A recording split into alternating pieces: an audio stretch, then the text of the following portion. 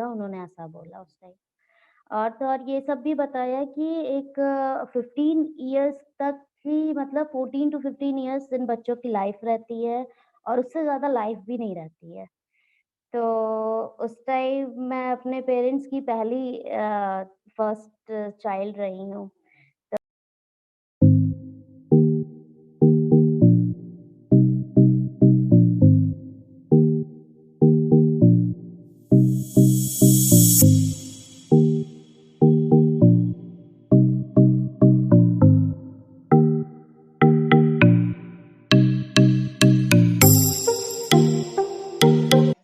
Hello everyone, this is Mini Bhatia. I'm sure our today's interview will be very inspiring and motivating for me and as well as for all of you. Today I want to introduce our speaker. I want her to introduce herself and share her journey. Hello Snigdha, Hello ma'am, how are you? I'm fine ma'am, how are you? I'm also fine, thank you so much. Snigdha, I would like you to introduce yourself with everyone and we would love to share your journey also. Sure ma'am. मेरा नाम स्निग्धा चैटर्जी है।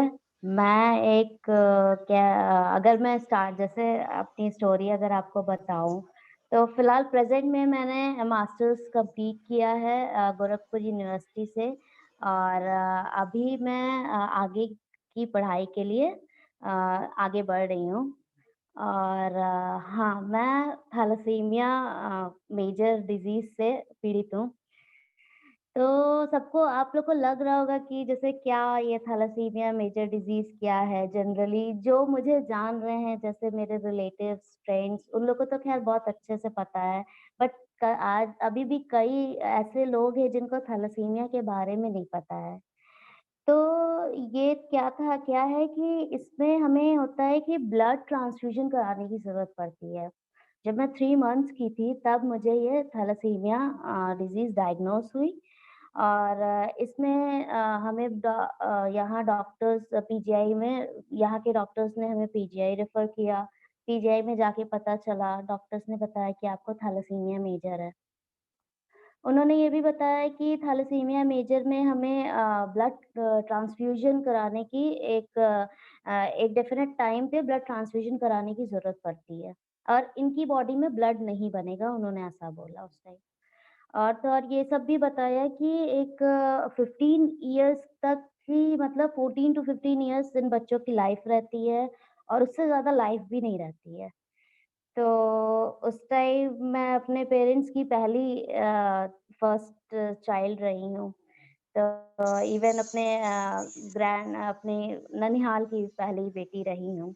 तो उस time सब लोग जैसे मैं जब पैदा हुई थी तो सब लोग मुझे को लेके बहुत एक्साइटेड थे, एक नई एकदम फर्स्ट चाइल्ड की तरह बहुत सब लोग एक्साइटेड थे। लेकिन जैसे-जैसे चीज़ें जब 3 मंथ्स बाद मेरे बर्थ के जस्ट 3 मंथ बाद चीज़ें ऐसे पता चली अचानक से लोगों को, तो सभी लोग एकदम मतलब एक पैनिक सिचुएशन आ गया। उन लोगों को भी नहीं पता था कि ये क्या हो गया, अचानक से कैसे हो गया, चीज़ें क्यों ऐसा मतलब इतनी खुशी आई थी अचानक से लेकिन अब ऐसे गम में चेंज हो गया। खैर तो चीज़ें था कि ब उसको तो मैनेज करना ही था, अब उसको लेके बैठा नहीं जा सकता था कि नहीं बीमार हो गई बेटी मेरी या ऐसा कुछ। तो मेरे पेरेंट्स भी धीरे-धीरे चीज़ों को मैनेज करना, सेटल करना, चीज़ें होने लगा। खैर स्टार्टिंग में तो ऐसा होता था कि मेरे ट्रीटमेंट में बहुत एक्सपेंसिव ये थैलेसीमिया मेजर डिज़ीज़ जो है इसमें ट्रीटमेंट में बहुत एक्सपेंसिव है इसका ट्रीटमेंट और इसमें एक सबसे डेंजरस बात हम कह सकते हैं ये है कि जब हमें ब्लड चढ़ता रहता है तो आयरन डिपॉज़िट हो जाता है। अब वो आयरन डिपॉज़िट जो होता है उससे हमारा ठीक है। इंटरनल्स ऑर्गन बहुत इफ़ेक्ट करते हैं। जिसकी वजह से जो हमारी लाइफ कम हो जाती है, एक नॉर्मल पर्सन से कम हो जाती है क्योंकि हमें ब्लड चढ़ाना और आयरन चेलेशन थेरेपी मैनेज करनी पड़ती है। तो स्टार्टिंग का तो ख़ैर बहुत ज़्यादा एक्सपेंसिव चीज़ें रहीं पेरेंट्स ने पूरा ये लोन लेके, उधार लेके चीज़ों को मेरा ट्रीटमेंट कराया। फिर आया मेरा 2013 में मेरा 10th आया, तो मैंने उस टाइम लकीली ब्लेसिंग्स थी, मेरा हार्ड वर्क था जैसा भी 81% मैंने स्कोर किया अपने आईसीएसई बोर्ड में 10th में। वहाँ से मुझे एक रिकॉग्निशन मिली। मेरा जैसे एक था ना कि एक मैं बस था कि मुझे पहले लगता था कि नहीं मैं क्या ही कर पाऊँगी, मुझे मुझे हर 15 डेज़ पे ब्लड चढ़ाना पड़ता है। इस थैलेसीमिया बीमारी में एकदम मैं यहाँ आपको रोकना चाहूंगी कि आपको कब सबसे पहले पता चला था कि आपको ये प्रॉब्लम है और आप बाकी बच्चों से अलग हो? हाँ, किस जैसे एज में? हाँ, जब मेरा जैसे स्कूलिंग धीरे-धीरे शुरू हुआ, तो उस टाइम मुझे लगता था उस टाइम क्या होता था कि मैं खेलती थी, मुझे भी खेलने का मन करता था। जैसे लगता था बच्चे जितना दौड़ रहे हैं, जितना खेल रहे हैं, तो मुझे भी खेलने का मन करता था कि और मैं दौड़ूँ उनके साथ। लेकिन जब मैं अक्सर स्कूल टाइम में ऐसा होता था ना कि जब मैं ज़्यादा खेल लेती थी, उसी टाइम मैं बीमार पड़ जाती थी और मेरा एकदम हाइपर हेडेक शुरू हो जाता था। मुझे वीकनेस होने लगती थी, मैं उस नॉर्मल बच्चों की तरह खेल ही नहीं पाती थी। लेकिन उस टाइम मेरा मन करता था नहीं मैं खेलूँ आगे, बच्चों के साथ दौड़ूँ मतलब एक था आप बच्चे का एक समझ ही रहे हो कि एक रहता है कि बचपना उस टाइम मुझे लगता था कि क्या हो गया है मुझे ये, मैं क्यों इतना थक जाती हूँ, क्यों ऐसे हो जाता है कि मुझे सर दर्द होने तो लगता है। आप यूज़ुअली ये क्वेश्चन्स अपने पेरेंट्स से पूछते होंगे कि मैं दूसरे बच्चों से क्यों अलग हूँ? मेरे साथ ये सब कुछ क्यों हो रहा है? हाँ, ये चीज़ तो होता था कि जब पहले बचपन में तो उतना एक्सेप्ट करना थोड़ा दिक्कत होती थी चीज़ों को कि क्या हो रहा है, मुझे हर 15 डेज़ पे ही जाना मुझे ही जाना पड़ता है और ऐसे ब्लड चढ़ता है।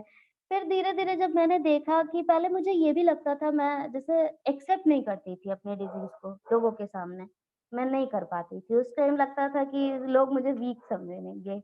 मुझे उन लोगों को लगेगा कि ये तो कुछ कर नहीं पाएगी। तो मैं कई बार चीज़ों को छुपा भी लेती थी कि नहीं मैं ऐसा कुछ मैं बताना नहीं चाहती थी, तो ऐसा होता था। बल्कि जनरली लेकिन ऐसा था कि मेरा जितना भी मेरी स्कूलिंग रही, मेरी जहाँ भी सब लोग ने मुझे सपोर्ट किया। लेकिन वो मन का एक वहम आ जाता है कि अभी हमको लोग वीक समझेंगे। ख़ैर सब चीज़ें सेटल डाउन धीरे-धीरे हुई। फिर मेरा 10th का जब मैंने पास आउट किया 10th 81% से, तो मुझे फिर मीडिया ने रिकॉग्नाइज़ किया। हिंदुस्तान मीडिया ने मुझे रिकॉग्नाइज़ किया और उन्होंने मेरा पब्लिश किया, मेरे बारे में पब्लिश किया। वहाँ से जो है मुझे मेरे जैसे एक हार्ड वर्क को, मेरे एफ़र्ट को एक पहचान मिली वहाँ से। फिर एक ये रहा कि फिर लोगों ने मुझे जाना, मेरी प्रॉब्लम्स को जाना कि मैं क्या फेस की, क्या क्या मैंने मुझे इवन जब मैं दे रही थी, तो उस टाइम मुझे था कि ब डेट अपनी मैनेज करनी पड़ती थी। मैंने बोर्ड्स में 2 बार ब्लड ट्रांसफ्यूज़न करा के जनरली एग्ज़ाम दिए हैं। एग्ज़ाम देने गए जी, हैं जी। आप? जब हम लोग जी। हमारा ज़्यादा गैप रहता था, जिस एग्ज़ाम में हमारा गैप रहता था, उस दिन हम लोग डेट फिक्स करते थे कि हाँ, 50 डेज़ बाद तो इस दिन हम लोग डेट फिक्स करते थे। क्योंकि बहुत ज़्यादा डिले भी नहीं हो सकता था और बहुत कम भी नहीं वो हुँ, कर सकते थे, क्योंकि नहीं हो बहुत सकता जल्दी-जल्दी था। ब्लड ट्रांसफ्यूज़न भी हम लोग के लिए डेंजरस है।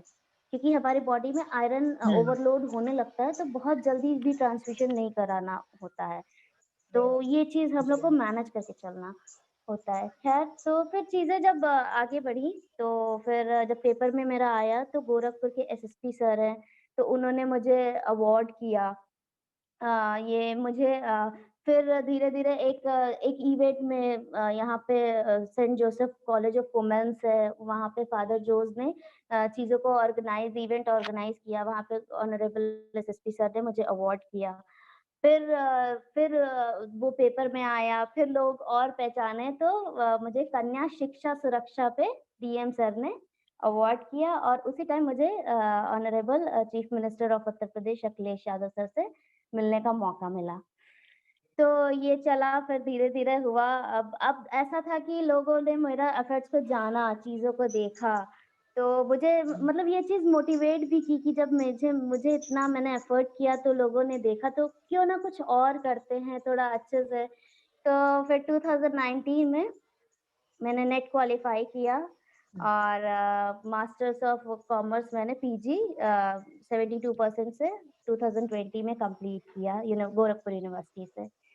तो धीरे-धीरे मैं यहाँ पे हुँ। आपसे वो भी पूछना चाहूँगी कि जब आपको अपनी बीमारी के बारे हुँ, में पता हुँ। चला कि मुझे हुँ, ये हुँ। प्रॉब्लम है और मैं दूसरे बच्चों से अलग हूँ, क्या कभी नेगेटिव थॉट दिमाग में आए?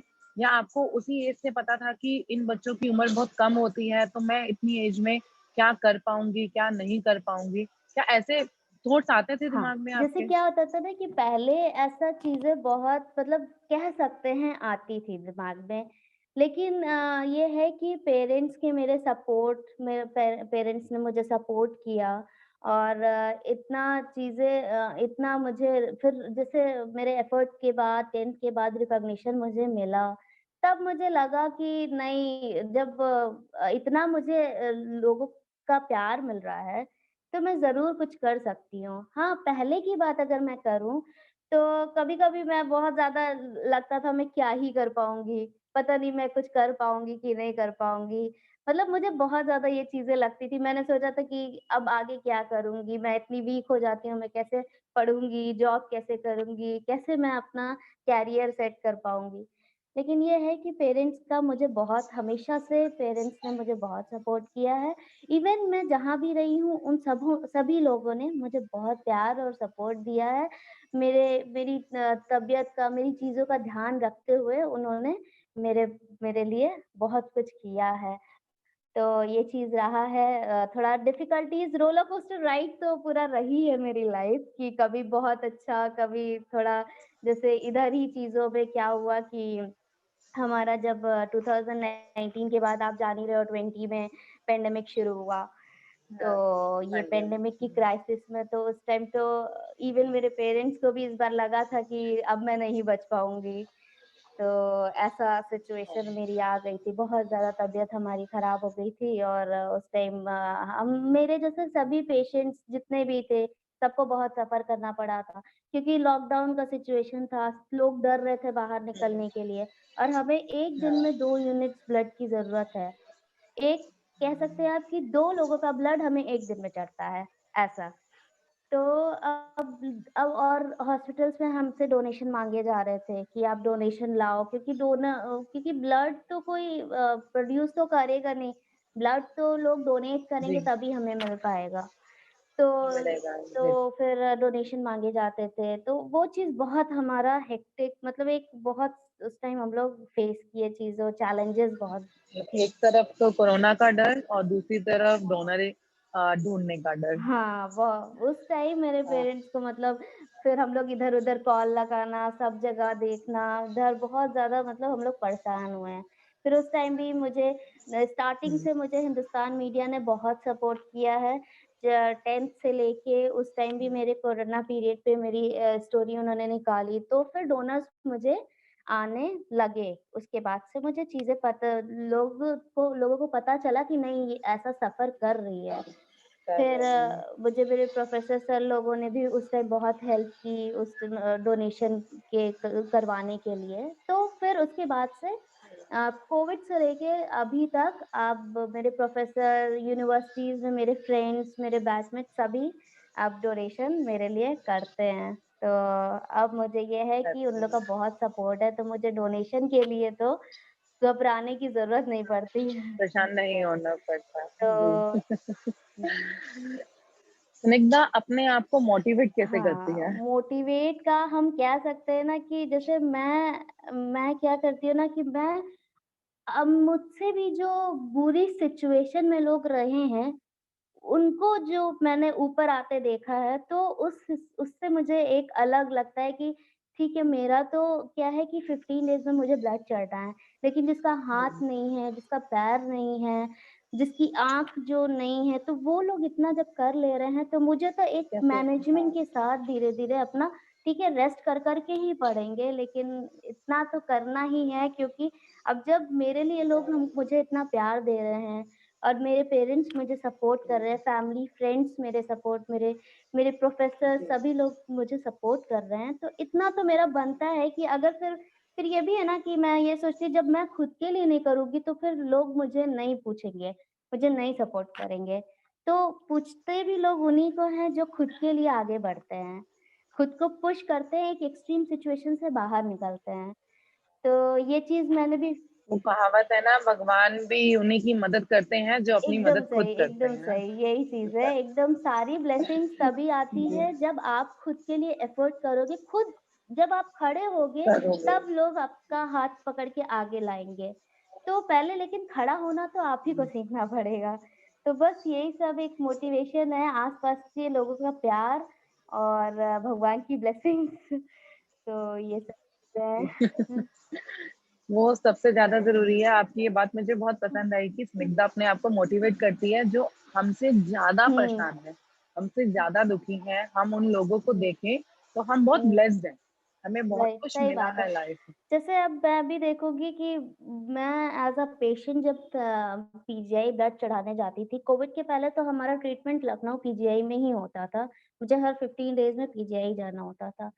तो मैं जब as a patient PGI blood चढ़ाने जाती थी, तब मैं वहाँ भी देखती थी कि वहाँ पे कभी ऐसा होता है कि कोई पेरेंट्स सपोर्ट मतलब बच्चों को वीक बना देते हैं, खुद ही वीक बना देते हैं कि नहीं पढ़ पाएगी, छुड़ा देते हैं पढ़ाई। कई बच्चियाँ ऐसी हैं जिनकी पढ़ाई छुड़ा दिया गया है, केवल इस वजह से कि उनको थैलेसीमिया है। तो मुझे लगता है कि जब मेरे पेरेंट्स ने मुझे इतना किया है, मुझे इतना पढ़ाए हैं अच्छे से, तो क्यों इसको मैं यूज़ कर सकती हूँ अपने लिए भी और इवन उन बच्चों के लिए भी और भी सोसाइटी में सभी लोगों के लिए मैं यूज़ कर सकती हूँ। तो मुझे यही सब लगता है कि जब मुझे सपोर्ट मिल रहा है तो मुझसे मुझे आगे ज़रूर बढ़ना चाहिए। ये बहुत बहुत बड़ी बात कही है आपने कि क्योंकि बहुत कम लोग ऐसे देखने को मिलते हैं कि सपोर्ट मिलने के बावजूद वो अपने आप को एक बेचारा बनाकर रखते हैं कि भी मेरे में ये प्रॉब्लम है तो मेरे साथ सिंपैथी दिखाओ आप। जबकि आप में ऐसा कुछ नहीं दिखता है, ना स्निग्धा किसी की सिंपैथी चाहती है, ना कुछ वो अपने दम पे कुछ करना चाहती है। ये बात बहुत काबिल-ए-तारीफ़ है थैंक यू आपकी। So much. स्निग्धा को और क्या पसंद है और आगे के आपके क्या प्लान्स हैं? आप क्या करना चाहते हैं? आगे के मेरे प्लान्स तो देखिए अभी मैंने नेट क्वालीफाई कर लिया है और मुझे बस मेरा टारगेट है कि मैंने अब यूनिवर्सिटी में रेट का भी एग्ज़ाम हुआ था, तो मैंने वो भी क्वालीफाई कर लिया है। अब इंटरव्यू के लिए आगे प्रिपरेशन कर रही हूँ। तो मेरा फर्स्ट टारगेट है कि मुझे पीएचडी करना है और फिर असिस्टेंट प्रोफ़ेसर मतलब एक एज़ अ असिस्टेंट प्रोफ़ेसर मुझे बनना है। पीएचडी किसमें करना चाहते हैं आप? कॉमर्स में। कॉमर्स यस, में, ग्रेट।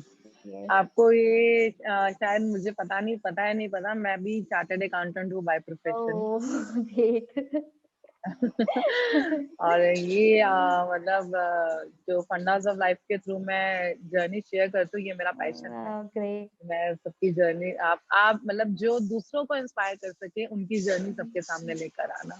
हाँ, ये तो बहुत अच्छा और है। आप असिस्टेंट प्रोफेसर बनना चाहते हैं जी, कॉमर्स में। जी। उसके अलावा आपके और क्या शौक हैं?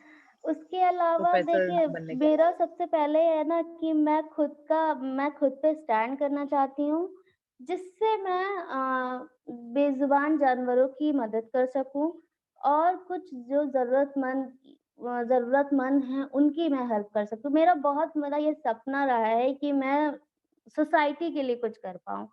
मुझे अभी जैसे पहले मैंने ये सब चीज़ एकदम पॉज़ करके रखी हुई हूँ कि मैं अगर देखती भी हूँ तो मन कठोर कर लेती क्योंकि मुझे पता है अगर अभी मैं जाऊँगी वो चीज़ करने तो फिर मैं अच्छे से अपना 100% नहीं दे सकती उस चीज़ में। तो इसीलिए पहले मैं ये चाह रही हूँ कि मैं खुद का एक स्टैंड एक हो जाऊँ, मेरा फाइनेंशियली बैकिंग हो जाए मेरा, जिससे मैं लोगों को सपोर्ट कर सकूँ और थैलेसीमिया अवेयरनेस जितना ज़्यादा से ज़्यादा हो सके, मैं फैला सकूँ। मैं चाहती हूँ लोग मेरी बीमारी के बारे में जानें। ये ऐसे नहीं कि मैं बीमार हूँ या मुझे हाँ, सिम्पैथी मैंने ऐसा वही नहीं। कहा ना कि हाँ, बेचारापन हाँ। हमें नहीं चाहिए। बेचारा हमें नहीं दिखना है, नहीं हमें चाहिए, अवेयर करना है। नहीं दिखना है, लोगों को अवेयर हमें करना करना है। है कि लोग कैसे मतलब इस बीमारी के बारे में ज़्यादा से ज़्यादा जानें और इवन जो जाने बच्चे अभी इस बीमारी से जूझ रहे हैं, उनको उनको भी सरकार डिसेबिलिटी के तहत उनको बहुत फैसिलिटीज़ दे रही हैं। तो मैं ये भी चाह रही हूँ उनके पेरेंट्स भी ये जानें कि उनके बच्चों को इतनी फैसिलिटीज़ मिल रही हैं, वो आगे पढ़ सकते हैं। वो आगे पढ़ सकते हैं, वो आगे बढ़ सकते हैं। तो उनकी पढ़ाई छुड़ाना एक ऑप्शन नहीं बनता है ना फिर ऐसे कि एक खाली इस वज़ह से थैलेसीमिया है, तो नहीं पढ़ पाएगी। मैंने बहुत ऐसा देखा मेरा मन बहुत उस टाइम दुखी हो जाता है और बच्चे भी ख़ैर मजबूर हो जाते हैं पेरेंट्स जब नहीं उस चीज़ को बढ़ा पाते तो वो नॉलेज मुझे लोगों को आगे पाठ करनी है कि इस बारे में लोग जानें कि थैलेसीमिया के लिए सरकार भी कर रही है, डिसेबिलिटी में आ गई है थैलेसीमिया, बच्चे आगे पढ़ सकते हैं। बच्चे अगर मेहनत करेंगे तो वो ज़रूर कहीं न कहीं आगे निकलेंगे। बच्चों का सबसे पहला स्कूल ही अपना घर होता है, अपने हाँ, माँ-बाप होते हैं। सही बात है। अगर वो ही उनका साथ नहीं देंगे, तो हुँ, वो कहीं और साथ कहाँ से ढूँढ पाएँगे? सही बात है। ये बहुत अच्छी बात आपने कही कि उनके मतलब पेशेंट्स से ज़्यादा उनके पेरेंट्स को अवेयर करना बहुत हुँ, ज़रूरी है बहुत ज़्यादा। कि आप उनका साथ दीजिए। वही मुझे मेरा बस यही एक एम है कि बस एक एक तो मैं खुद पहले इसीलिए मैं कुछ अभी नहीं कर पा रही हूँ, कहीं नहीं इन्वॉल्व हो पा रही क्योंकि मुझे खुद पे पहले खुद का स्टैंड एक करना है। उसके बाद मैं पहले आप ये खुद सेल्फ डिपेंडेंट बनना चाहते हैं। यस हुँ, एक बार सेल्फ डिपेंडेंट मैं बन जाऊँ, फिर एक रहेगा कि मैं लोगों को फिर एक अपना एक खुद का एग्ज़ाम्पल भी दे सकती हूँ कि हाँ, मैंने भी पढ़ाई की है। मैंने भी ये चीज़ें इनकी मदद से मेरे पेरेंट्स के सपोर्ट से मैंने पढ़ाई की है और ऐसा नहीं है बहुत ज़्यादा खर्चा लगेगा या कुछ ऐसा, तो वो चीज़ सब हो जाएगा, लेकिन आप बस सपोर्ट करो बच्चों का, तो ये चीज़ है।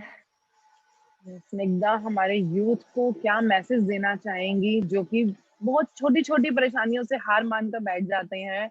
हम आप उनको कैसे मोटिवेट करना चाहेंगे? यूथ को मैं यही बोलना चाहूँगी कि सबसे पहले तो आप ये देखो कि आपको आप दूसरों को देखो ना कि पहले हमारे यहाँ जो प्रॉब्लम है, आप उनसे ज़्यादा प्रॉब्लम में जो है उनको देखो कि वो लोग कैसे उभर के आ रहे हैं। वो लोग कैसे अपनी लाइफ़ में कितना अच्छा कुछ अचीव कर रहे हैं।